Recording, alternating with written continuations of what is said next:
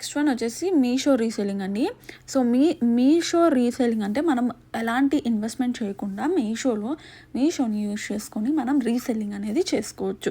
So దాని గురించి డీటెయిల్గా అయితే ఈ మీషో రీసెల్లింగ్ కోర్స్లో అయితే అవైలబుల్గా ఉంటుంది. సో ఇది నేర్చుకొని కూడా మీరు పార్ట్ టైమ్గా ఇన్కమ్ అనేది జనరేట్ చేసుకోవచ్చు.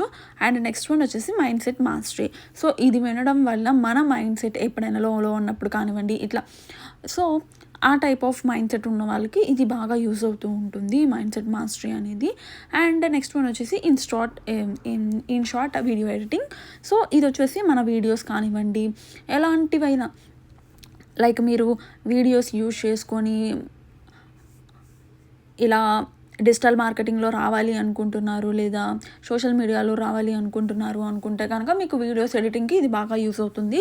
అండ్ క్యాప్కట్లో కూడా కొంచెం అడ్వాన్స్డ్గా ఉంటాయి. ఇన్ షార్ట్ కంటే క్యాప్కట్లో కొంచెం అడ్వాన్స్డ్ ఫ్యూచర్స్ అనేది అవైలబుల్గా ఉంటాయి. సో అందుకే 2 కోర్సెస్ ప్రొవైడ్ చేయడం అయితే జరిగింది. మీరు కూడా జాయిన్ అవ్వాలి.